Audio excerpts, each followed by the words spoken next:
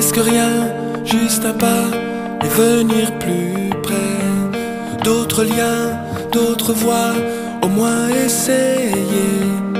L'étincelle qu'on reçoit d'un premier regard. Det er lidt et særsyn at se en kvindelig kunstner male erotiske billeder.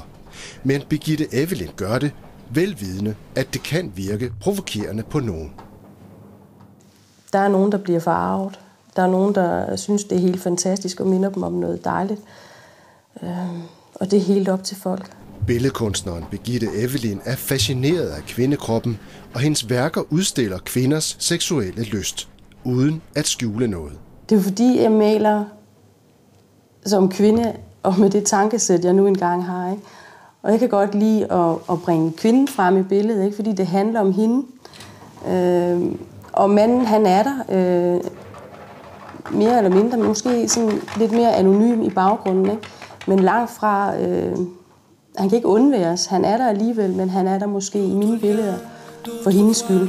Au moins essayer l'étincelle qu'on reçoit d'un premier regard. L'étincelle vient de toi, s'envole au hasard. Menneskets seksualitet har altid eksisteret i kunstens lange historie, men i vore dage er det alligevel grænseoverskridende for mange at købe erotisk kunst og hænge den op derhjemme. Jeg maler, fordi jeg er passioneret, og de mennesker, der køber min kunst, jamen, de køber med hjertet og vil have det. Ikke? Og det må gerne prikke lidt til dem. Jeg synes nogle gange, jeg kan se eller opleve, at de er rimelig modige. Jeg tænker ikke så meget på dem, der kigger på mine ting, fordi uanset hvad jeg laver, så vil der være forskellige opfattelser af det, og det har noget med perception at gøre og fortolkning, og den er jo fri.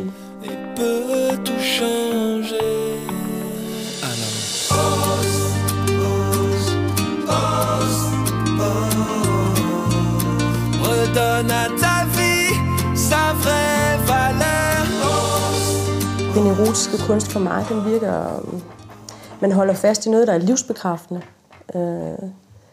Der er vel ikke mere noget, som er mere vitalt, eller som at føle kærligheden eller glæden. Det kan også være, at der kan være afsavn eller så videre, men jeg synes, at det er noget af det, som er med til at gøre livet værd at leve, ikke?